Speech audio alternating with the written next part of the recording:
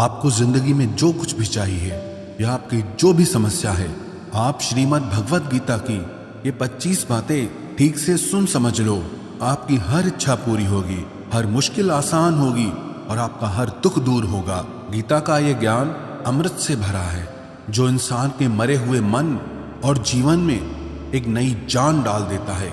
मैं गारंटी के साथ ये बात कह सकता हूँ कि जो कोई भी इन 25 बातों को ध्यान से पूरा वीडियो के अंत तक सुनेगा, उसे अपनी हर समस्या का हल मिल जाएगा, उसे वो सब कुछ मिल जाएगा जो वो पाना चाहता है। श्रीमद् भगवत गीता का सबसे पहला उपदेश यह है कि जिंदगी में कभी भी खुद को किसी का मोहताज मत बनाना, क्योंकि जब तक आप किसी के मोहताज नहीं होते तब तक आपको कोई दुख नहीं पहुंचा सकता, कोई आपका फायदा नहीं उठा सकता। जिस इंसान के आप मोहताज हो जाओगे वो आपको एक्सप्लॉइट करना शुरू कर देता है। जिस दिन आपने अपने जीवन को किसी का मोहताज बना दिया, उसी दिन से आपको उसकी गुलामी करनी पड़ती है। औरों की तो छोड़ो, जो लोग अपने नौकरों के, काम वाली बाइयों के मोहताज हो जाते हैं तो उनका सब कुछ सहना शुरू कर देते हैं, क्योंकि उन्हें पता होता है कि आपका काम उनके बिना चल ही नहीं पाएगा और आप खुद से खुद का काम कर नहीं पाएंगे और दूसरा कोई आपको मिल नहीं रहा तो उनका आपको परेशान करना शुरू हो जाता है।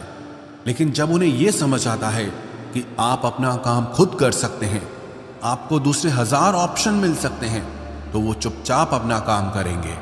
अब अगर आप कोई ऐसी नौकरी करते हैं जहां आपके बॉस के गलत होते हुए भी आप उसका टॉर्चर सहते रहते हैं, तो आपको पता होता है कि आप उसके मोहताज हैं और वो उसका पूरा फायदा लेता है। और तो और जिस घर परिवार में आप रहते हैं, अगर वहां भी आप किसी के मोहताज हैं तो वो आपको पूरा चूस लेता है, क्योंकि वहां आप 24 घंटे रहते हैं, कहीं और जा ही नहीं सकते। आपके सर पे चढ़ के नाचेगा वो इंसान और आपको पूरी तरह से अपने कंट्रोल में रखेगा। लोगों को बहुत मजा आता है अपने से कमजोर इंसान को अपने कंट्रोल में रखने के।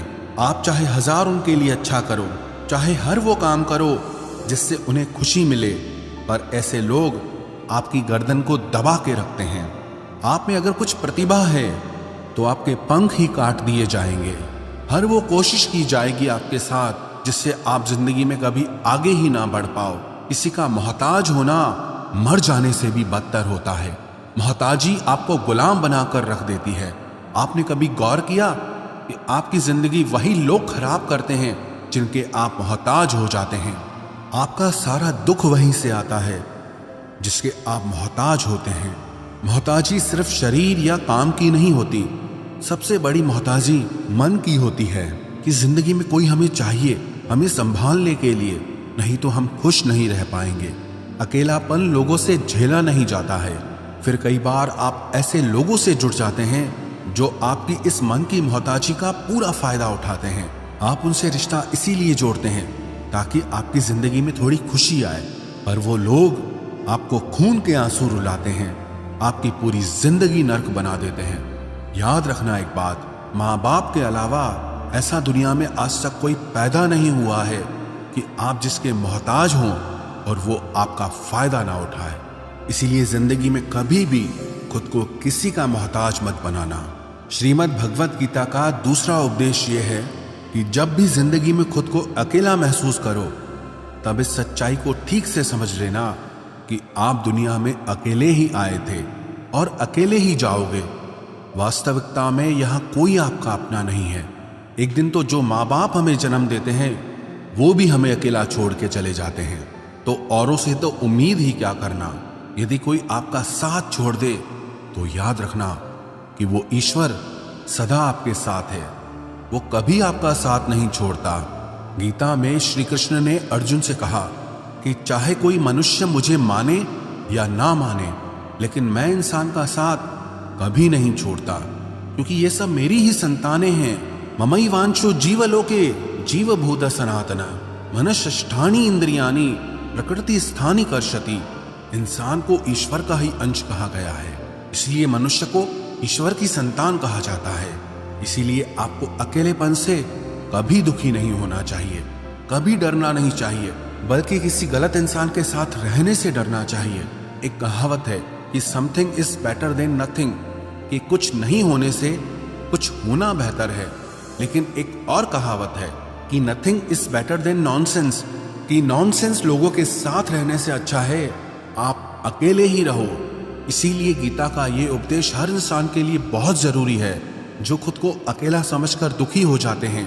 इसीलिए अकेलेपन से डरना, दुखी होना छोड़ दो, क्योंकि यहाँ कोई किसी का नहीं होता। गीता का तीसरा उपदेश यह है कि जीवन में जब भी कोई मुश्किल आए तो हिम्मत मत हारो, बस थोड़ा धीरज रखो। जो लोग मुश्किल वक्त में खुद को थोड़ा संभाल कर धीरज रखते हैं वो हर मुश्किल को आसानी से पार कर जाते हैं। एक राजा अपने गुरुजी के पास गया और उसने गुरुजी से जाकर बोला कि ऐसे तो राज्य में हर प्रकार की खुशहाली है, पर वक्त का कोई भरोसा नहीं है। अगर कभी जिंदगी में कोई मुश्किल वक्त आए, कोई बुरा वक्त आए, तो उस वक्त के लिए मुझे कोई मंत्र दीजिए, कोई शिक्षा दीजिए, कोई उपदेश दीजिए कि उस बुरे वक्त से कैसे बाहर निकलना है। तो गुरुजी ने उसे एक तावीज बांध कर दे दिया और राजा से कहा कि इस तावीज में मैंने एक मंत्र लिख कर रखा है। जब तुम्हारी जिंदगी में बहुत बुरा वक्त आए और तुम्हें लगे कि इससे बुरा तो अब कुछ हो ही नहीं सकता, उस समय पे ये तावीज खोल के तुम इस मंत्र को पढ़ लेना, तुम्हारे अंदर बहुत शक्ति आ जाएगी। और एक दिन ऐसा हुआ भी कि उस राजा के राज्य पे किसी दूसरे राजा ने आक्रमण कर दिया और इस राजा की ऐसी स्थिति हुई कि उसे अपना राज्य छोड़कर, पूरे शहर को छोड़कर अपने कुछ लोगों के साथ भागना पड़ा। उस समय पे राजा बहुत दुखी था और विचार करने लगा कि गुरुजी ने मुझे एक तावीज दिया था कि जब जिंदगी में बहुत बुरा वक्त आए तब इसे खोल कर पढ़ना और इसके अंदर जो मंत्र लिखा हुआ है वो मेरे अंदर शक्ति भर देगा। राजा ने विचार किया कि इससे बुरा वक्त और क्या हो सकता है। उसने गुरुजी का दिया हुआ वो तावीज खोला और उसके अंदर लिखा हुआ था कि ये वक्त भी गुजर ही जाएगा। इस वचन को पढ़कर राजा के मन में एक शक्ति आई, विश्वास जगा कि ये जो बुरा वक्त है ये भी टिकने वाला नहीं है, ये भी निकल ही जाएगा। इसलिए मुझे हिम्मत नहीं हारनी, वापस से अपनी सेना खड़ी करनी है। और उस राजा ने वापस से अपने सैनिकों को जमा करके अपनी सेना को खड़ा किया और उस राजा पे हमला करके अपना राज्य वापस प्राप्त किया। तो जिंदगी में स्थिति चाहे कितनी भी बुरी क्यों ना हो, वो हमेशा के लिए नहीं रहने वाली, वो भी एक दिन गुजर जाएगी। वक्त चाहे कैसा भी हो, एक दिन जरूर बदल जाएगा। हमारी जिंदगी में न जाने कितनी बार दुख आए, कितनी बार मुश्किल वक्त आया, लेकिन हम हर बार निकल जाते हैं। ऐसे ही आपकी जिंदगी में जब कोई मुश्किल वक्त आए, बुरा वक्त आए, तो मन में ये विश्वास रखना कि ये वक्त भी एक दिन गुजर ही जाएगा। इसलिए अपनी हिम्मत मत हारो। अगर आपके अंदर धीरज है तो आप बुरे से बुरे वक्त को भी जरूर पार कर जाओगे। श्रीमद् भगवत गीता का चौथा उपदेश ये है कि जब कोई आपके साथ धोखा या छल करे तो उसको कोसना या दुखी होना छोड़ दो, बल्कि उससे शिक्षा लो कि लोग असलियत में वैसे नहीं होते जैसा आप उन्हें समझ लेते हैं। यहाँ पर ना लोग अपने मुंह पर मुखौटा लगा के घूमते हैं। यहाँ हर इंसान खुद को अच्छा दिखाने की कोशिश करता है, अच्छा बनने की कोशिश कोई नहीं करता। आप किसी के साथ थोड़ा गलत व्यवहार करके तो देखो, उसका असली रंग सामने आ जाएगा। या फिर जब आपकी जिंदगी में कुछ मुश्किल वक्त आएगा तो भी आपको उसका असली रंग देखने को मिल जाएगा। इसीलिए किसी पे भी जल्दी भरोसा नहीं करना चाहिए, किसी से भी इतनी उम्मीद नहीं लगानी चाहिए कि बाद में हमारा दिल ही टूट जाए। क्योंकि दुनिया के ये लोग ना कभी किसी के हुए हैं और ना कभी किसी के होंगे। अपना दिल उस ईश्वर को समर्पित कर दो, फिर देखना आपका दिल कोई नहीं दुखा पाएगा। श्री कृष्ण ने अर्जुन से गीता के 12वें अध्याय भक्ति योग में कहा है, मय्येव मन आधस्तव मयि बुद्धिम निवेशय, कि हे अर्जुन, तू अपना मन, अपनी बुद्धि, अपना दिल मुझ में लगा दे, फिर देखना तेरा दिल कोई नहीं दुखा पाएगा, कोई तेरा दिल नहीं तोड़ पाएगा। याद रखना, इस दुनिया में आप जिससे भी सबसे ज्यादा दिल लगाओगे, सबसे ज्यादा दुख भी आपको वही इंसान देगा। क्योंकि इस दुनिया में ना दिल की कोई कदर नहीं है, भावनाओं की कोई कदर नहीं है। यहाँ कदर होती है मतलब की, फायदे की, कि आपसे किसी का क्या फायदा हो सकता है। जब तक आपसे लोगों का मतलब है तब तक सब लोग आपसे अच्छा चलते हैं। जैसे ही उनका मतलब खत्म हो जाता है वैसे ही उनका बात करने का तरीका भी बदल जाता है। इसीलिए जब आप किसी से नया नया मिलते हैं तो उस पर यकीन मत करिए। वो सिर्फ एक मुखौटा है आपको दिखाने के लिए, आपको फंसाने के लिए। अब ये आप पर निर्भर करता है कि आप उसमें फंसते हैं या अपनी समझ से काम लेते हैं। गीता की 5वीं शिक्षा यह है कि आप अपने गुजरे हुए वक्त को भूल जाओ, क्योंकि अगर आप गुजरे हुए वक्त के दुख में जीते रहोगे, उसके पश्चाताप में जीते रहोगे, तो आज में आप कभी खुश नहीं रह पाओगे। समझदार लोग जो समय चला गया है उसका दुख कभी नहीं करते। आपका बीता हुआ कल कैसा भी क्यों ना हो, पर उसका प्रभाव आपके आज पर नहीं पड़ना चाहिए। जो भी आपके साथ हुआ उससे सबक लो, शिक्षा लो कि अब ये जिंदगी में आगे नहीं होने देंगे हम, और जीवन में आप आगे बढ़ जाओ। कई बार ना लोग रोते रहते हैं कि उस इंसान ने मेरे साथ इतना गलत किया, इसीलिए आज जिंदगी में मैं इतना दुखी हूं। लोग कोसते रहते हैं दूसरों को कि उसकी वजह से मेरी जिंदगी में दुख है, उसकी वजह से मेरी जिंदगी खराब हो गई है। लेकिन जब तक आप उसे कोसते रहेंगे आप जिंदगी में कभी खुश नहीं रह पाएंगे, कभी आगे नहीं बढ़ पाएंगे। जो हुआ, जो लोगों ने आपके साथ किया, उसे आप बदल नहीं सकते, लेकिन आपका आज आप जरूर बदल सकते हो। कल के दुख से छूटना चाहते हो तो कल में नहीं, आज में जीना शुरू करो। आपको ऐसा एक भी इंसान नहीं मिलेगा जो अपने कल में जीता हो और प्रसन्न रहता हो। आपको सिर्फ वही इंसान खुश रहेगा जो अपने आज में जीता है। कल में जीने वाला इंसान किसी न किसी पीड़ा से जुड़ा होता है, किसी न किसी दुख, किसी न किसी पश्चाताप से जुड़ा होता है।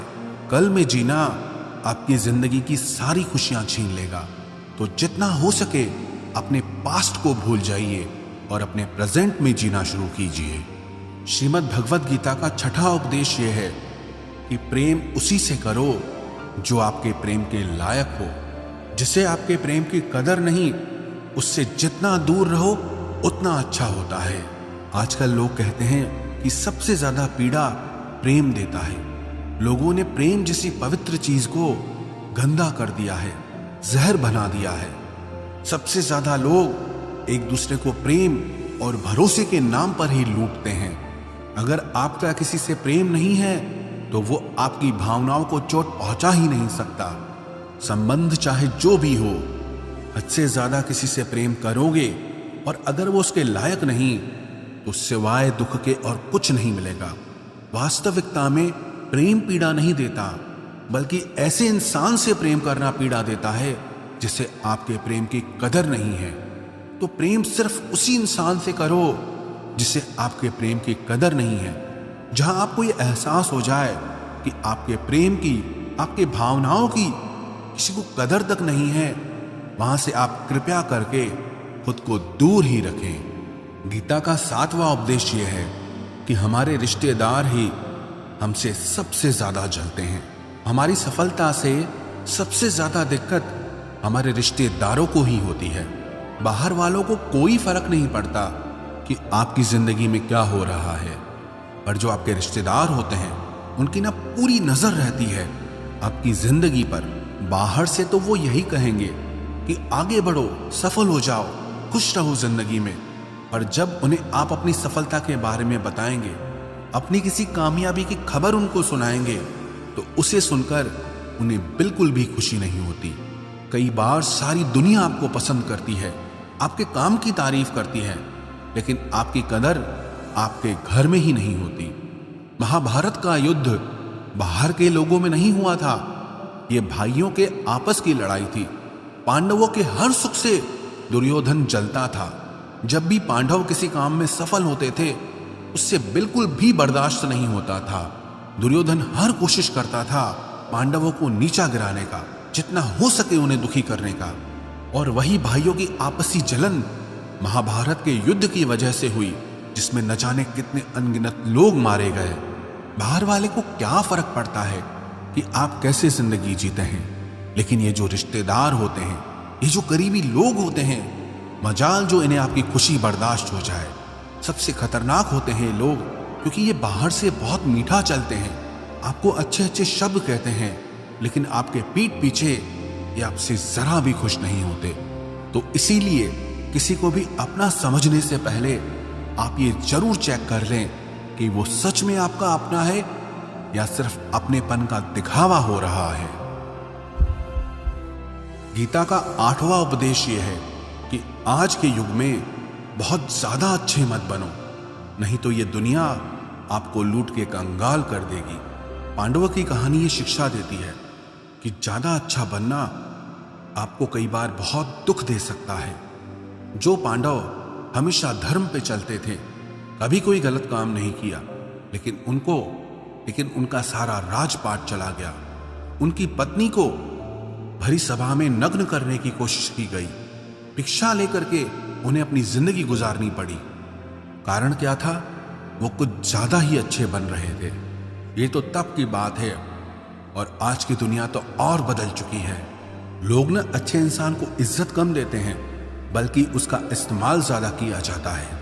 अगर आप भी लोगों के साथ अच्छा चलते हैं तो आप इस चीज को खुद अनुभव कर पाएंगे। आप जितना लोगों के साथ अच्छा चलते हैं, लोग आपके साथ उतना गलत व्यवहार करते हैं, लोग आपका उतना ज्यादा इस्तेमाल करते हैं। आप दूसरों की खुशी के लिए कुछ भी करते जाते हैं और लोग सिर्फ आपका एडवांटेज लेने में लगे रहते हैं। इसलिए आज के जमाने में खुश रहना है ना, तो बहुत ज्यादा अच्छे मत बनो। इसका मतलब ये नहीं कि आप बुरे इंसान बन जाओ। आप अपनी नजर में अच्छे बन के रहो। दुनिया की नजर में अच्छे बनने की कोशिश कभी मत करना। गीता का 9वां उपदेश ये है कि जहां आपके लिए प्रेम और इज्जत नहीं है, वहां कभी मत जाओ। महाभारत का युद्ध शुरू होने से पहले श्री कृष्ण हस्तिनापुर गए थे, पांडवों की तरफ से शांति प्रस्ताव लेकर के। तब शकुनी ने दुर्योधन से कहा कि ये कृष्ण बड़ा मायावी है, अगर ये हमारे पक्ष में आ जाए तो समझ लो पांडव हार ही गए। तो इसकी सेवा करो, इसको अपने घर आने का निमंत्रण भेजो, इसे खुश करो। जब श्री कृष्ण हस्तिनापुर पहुंचे तो दुर्योधन ने उन्हें अपने घर आने के लिए कहा और श्री कृष्ण से कहा, आप मेरे घर पे रहिए, मेरा आतिथ्य स्वीकार कीजिए, मेरे घर में भोजन कीजिए। तो श्री कृष्ण ने दुर्योधन से कहा कि दुर्योधन, इंसान को किसी के घर तभी भोजन करना चाहिए, तभी जाना चाहिए, या तो उससे बहुत प्रेम हो, या तो हमारे जीवन में कोई बहुत बड़ी आपत्ति आ गई हो। ना तो मेरी जिंदगी में कोई आपत्ति आई है और ना ही तुम्हारा मुझसे कोई प्रेम है, तो तुम्हारे घर तो मैं कभी नहीं आऊंगा। तुम मुझे अपने घर बुला रहे हो सिर्फ और सिर्फ अपना मतलब पूरा करने के लिए, और मतलबी लोगों के घर कभी नहीं जाना चाहिए। इसलिए इससे हमको ये शिक्षा मिलती है कि जिसके दिल में आपके लिए प्रेम नहीं है, इज्जत नहीं है, वहां आपको कभी नहीं रहना चाहिए। आपको सिर्फ उसी जगह रहना चाहिए जहां आपकी कदर हो, आपको इज्जत मिले और जहां आपको प्रेम मिले। गीता का 10वां उपदेश ये है कि कभी भी अपने धन, अपने पद और बल का अभिमान नहीं करना चाहिए। दुर्योधन को बहुत अभिमान था कि मेरे पास भीष्म पितामह जैसे, द्रोणाचार्य और कर्ण जैसे योद्धा बैठे हैं, तो ये पांडवों को तो मैं यूं ही मसल के रख दूंगा। अपने धन का अभिमान था, अपने पद और शक्ति का अभिमान था, लेकिन वो अभिमान ही एक दिन उसके सर्वनाश का कारण बना। जो लोग अपने पैसे के अहंकार में या शक्ति के अहंकार में दूसरों को नीचा दिखाते हैं, दूसरों को चोट पहुंचाते हैं, एक दिन उनकी वही गलती उनका सर्वनाश कर देती है। इसलिए जीवन में आप चाहे कितने भी सफल हो जाएं, कितने भी बड़े इंसान हो जाएं, लेकिन उसका अभिमान दूसरों को कभी मत दिखाना। गीता का 11वां उपदेश यह है कि जो दूसरों के साथ छल करता है उसका अंत बहुत बुरा होता है। दुर्योधन का मामा शकुनी और दुर्योधन ने पांडवों के साथ जीवन भर छल किया, पग पग पर उन्हें धोखा दिया, कभी ईमानदारी से उनके साथ नहीं चला, और उसका परिणाम दुर्योधन को यह मिला कि उनके दल का हर एक बड़ा योद्धा छल के द्वारा ही मारा गया, क्योंकि दुर्योधन ने जैसा कर्म किया था उसको वैसा ही फल मिला। सारा जीवन भर उसने छल किया, तो अंत में उसकी खुद की मृत्यु भी एक छल से ही हुई थी। इसीलिए कोई अगर खुद को बहुत ज्यादा चालाक समझता है कि दूसरे को धोखा दे दिया, दूसरे को बेवकूफ बना दिया, एक दिन कोई आएगा उसकी जिंदगी में भी जो उसको भी धोखा देगा। क्योंकि कर्मा सबके चेहरे याद रखता है। जो जैसा कर्म करता है उसको वैसा फल जरूर मिलता है। गीता का 12वां उपदेश ये है कि जो इंसान आपको बार बार चोट पहुंचाए उसे कभी माफ नहीं करना चाहिए। युधिष्ठिर ने दुर्योधन को बार बार माफ किया और उसका परिणाम यह हुआ कि उन्हें अपनी जिंदगी में बहुत बड़े दुखों का सामना करना पड़ा। वो इंसान अगर एक बार गलती करे तो माफ करना फिर भी ठीक है, लेकिन कोई अगर बार बार गलती करे उसे माफ करना आपको बहुत ज्यादा नुकसान पहुंचाएगा, क्योंकि वो गलती नहीं हो रही है उससे, वो उसकी आदत है, वो ऐसा ही है, वो हमेशा आपके साथ ऐसा करेगा। तो बहुत ज्यादा दयालु मत बनो। किसी को माफ करने में और बेवकूफ बनने में बहुत बड़ा अंतर होता है। किसी को अगर एक बार आप माफ भी कर रहे हो तो उस इंसान से आप जरूर सावधान रहना। कहते हैं आजमाए हुए को फिर आजमाना मिट्टी मुंह में डालने के बराबर होता है। जिससे धोखा खाया है, जिससे आपको तकलीफ मिली है, उस पे भरोसा गलती से भी मत करना। तो माफ उतना ही करो जितने में आप बेवकूफ ना लगो। गीता का 12वां उपदेश यह है कि अपनी खुशी और अपना दुख हर किसी के आगे जाहिर नहीं करना चाहिए, क्योंकि लोग आपकी खुशी पे नजर लगा देते हैं और आपके दुख में आपकी हंसी उड़ाने लगते हैं। आपकी खुशी से कोई खुश नहीं होता, लोगों को जलन होती है। हर आंसू आंख में लाया ना करो, हर जख्म सबको दिखाया ना करो। यहाँ लोग हाथ में नमक लिए फिरते हैं, इसलिए अपना हर दर्द सबको दिखाया ना करो। लोग तो बैठे ही हैं दुखी इंसान को और दुखी करने, और जो खुश है उसको तकलीफ पहुंचाने के लिए। रही मन निज मन की व्यथा, निज मन राखो लेह। अपने मन की हालत अपने तक ही रखो, सिर्फ उसे बताओ जिससे उसे समझने की समझ हो। गीता का 14वां उपदेश ये है, आप चाहे कितने भी अच्छे हों, लेकिन अगर बुरे लोगों के साथ रहोगे तो आपका भी वही हाल होगा जो बुरे लोगों का होता है। भीष्म पितामह एक ब्रह्मचारी थे, धर्मात्मा थे, लेकिन वो अधर्म के पक्ष में खड़े हो गए।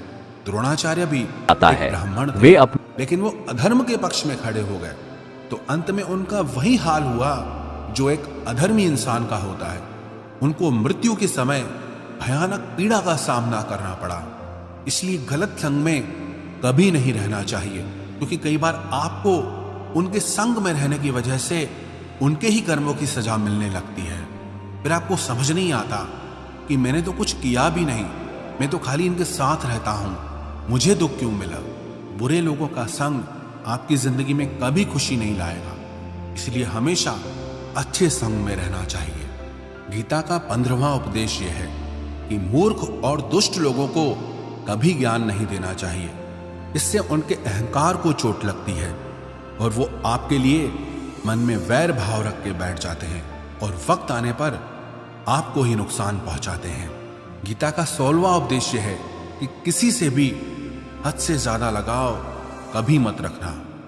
दुर्योधन के पिता धृतराष्ट्र का राजगद्दी से बहुत ज्यादा लगाव था। राजगद्दी के आगे उन्हें कुछ भी दिखाई नहीं देता था और गद्दी के लिए उनका वो हद से ज्यादा लगाव और मोह पूरे राष्ट्र को ले डूबा, अनगिनत लोगों की मौत का कारण बन गया। आप भी जब ऐसे ही किसी के पीछे हद से ज्यादा पागल हो जाते हैं तो वो चीज आपको मिले या ना मिले, लेकिन आपकी जिंदगी जरूर खराब कर देती है। गीता का 17वां उपदेश यह है कि क्रोध मनुष्य का सर्वनाश कर देता है। क्रोधी इंसान का कोई मित्र ही नहीं होता, हर इंसान उससे दूर भागता है, उसके सारे रिश्ते समाप्त हो जाते हैं। जो इंसान अपने क्रोध को नहीं संभाल सकता वो जिंदगी में कुछ भी संभाल नहीं सकता। गीता का 18वां उपदेश है कि अपने मन को शांत रखना सीखो, क्योंकि अशांत मन जीवन में सिवाय दुख के और आपको कुछ नहीं देने वाला, और एक शांत मन आपको जीवन में प्रेम और आनंद ही देगा। दुख और सुख सिर्फ शांत और अशांत मन के परिणाम है। अशांत मन दुख को ही जन्म देता है और शांत मन परम आनंद को जन्म देता है। गीता का 19वां उपदेश यह है कि आंखों से सच दिखने वाली बात पर भी एकदम से जल्दी भरोसा नहीं करना चाहिए। ऐसी बहुत कहानियां आपने सुनी होगी कि कई बार आंखों से दिखने वाली बात भी सच नहीं होती है। इसीलिए भरोसा करने में कभी भी जल्दबाजी मत करना।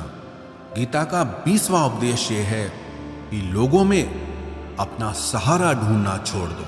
सबसे बड़ी आपके मन की यही कमजोरी होती है कि आप दूसरों में सहारा ढूंढते हैं, और यही चीज आपको कमजोर बनाती है।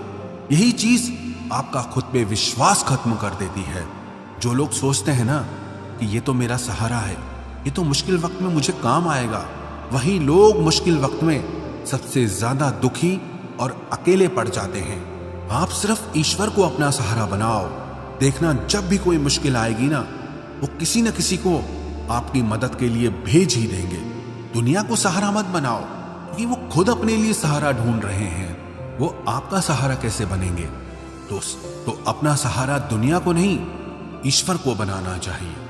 गीता का 21वां उपदेश यह है कि बहुत ज्यादा मीठे बोलने वालों से और ज्यादा तारीफ करने वालों से सावधान रहना चाहिए, क्योंकि लोग मीठा सिर्फ तभी बोलते हैं जब उनको आपसे अपना मतलब निकालना होता है।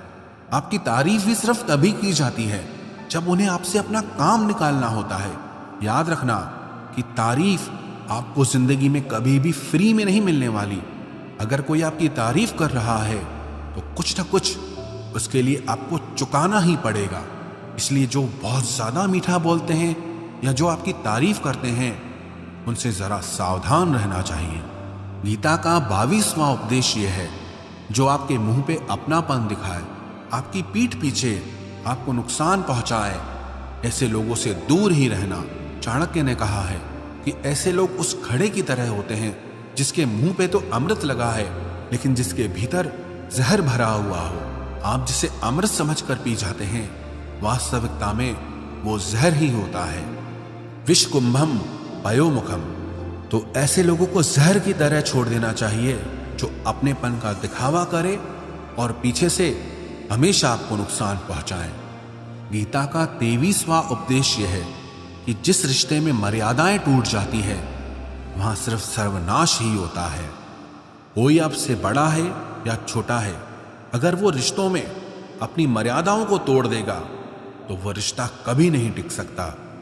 रिश्ता सिर्फ तभी चलता है जब दो लोग एक दूसरे की इज्जत करते हैं, रिस्पेक्ट करते हैं और कभी अपनी लिमिट क्रॉस नहीं करते हैं। जिस रिश्ते में कोई लिमिट नहीं है, एक दूसरे के लिए इज्जत नहीं है, वो रिश्ता आज नहीं तो कल खत्म ही हो जाता है। गीता का 24वां उपदेश यह है कि जीवन में कई बार नया शुरू करने के लिए पुराने को पूरी तरह से मिटाना पड़ता है। श्री कृष्ण से कुंती ने पूछा था कि हे कृष्ण, क्यों तुमने इतना बड़ा महायुद्ध करवा दिया? तो श्री कृष्ण ने बोला कि अधर्म बहुत बढ़ गया था, और इस अधर्म का पूरी तरह से नाश करने के लिए, एक नए युग को लाने के लिए पुराने का सर्वनाश करना बहुत जरूरी होता है। जब कोई बिल्डिंग पूरी तरह से भंगार हो जाती है, बहुत पुरानी हो जाती है, तो उसे पूरी तरह से तोड़कर फिर से नवनिर्माण होता है। ऐसे ही आपके जीवन में भी आपको कुछ नया करना है तो पुराने को पूरी तरह से मिटाना होगा। गीता का 25वां उपदेश यह है कि इंसान ही आजकल इंसान का दुश्मन हो गया है।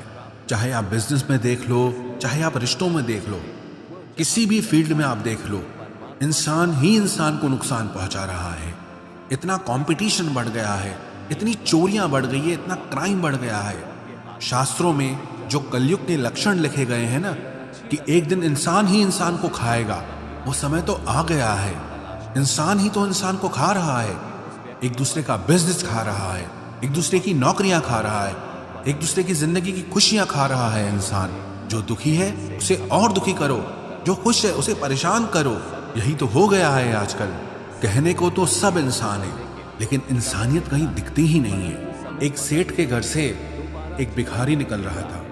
उसने उस सेठ से कहा कि मुझे एक गिलास पानी पिला दीजिए, बहुत प्यास लगी है, बहुत दूर से पैदल चल के आया हूँ, मेरे प्राण निकल रहे हैं। तो वो सेठ बोला कि अभी आदमी नहीं है, आदमी आ जाए आपको पानी दे दिया जाएगा। थोड़ी देर बाद उस भिखारी ने सेठ से कहा, आप कृपया करके मुझे एक गिलास पानी पिला दीजिए, मैं चला जाऊंगा। मेरे प्राण निकल रहे हैं और आसपास में किसी का घर भी नहीं दिख रहा। तो उस सेठ ने कहा, मैंने कहा ना कि आदमी आने वाला है, वो आ जाए तो आपको पानी मिल जाएगा। फिर वो भिखारी उस सेठ से कहने लगा कि तुम खुद ही आदमी क्यों नहीं बन जाते, थोड़ी देर के लिए तुम ही आदमी बन जाओ। आजकल यही हो गया है, यहाँ कोई आदमी बनने को तैयार ही नहीं है। बस लोग एक दूसरे को नोचने में लगे हैं, एक दूसरे का फायदा उठाने में लगे हैं। इसलिए ही कलयुग को मतलबी युग कहा जाता है कि लोग सिर्फ और सिर्फ एक दूसरे से अपने मतलब से ही जुड़े हुए हैं। तो गीता की ये 25 बातें अगर आप ठीक से समझ लेंगे और इन्हें हमेशा याद रखेंगे तो विश्वास रखना, दुनिया में किसी की ताकत नहीं है जो आपके मन को और आपके दिल को चोट पहुंचा सके, आपको दुखी कर सके। ये 25 शिक्षाएं अगर आप हमेशा याद रखोगे तो जिंदगी में हमेशा खुश रहोगे।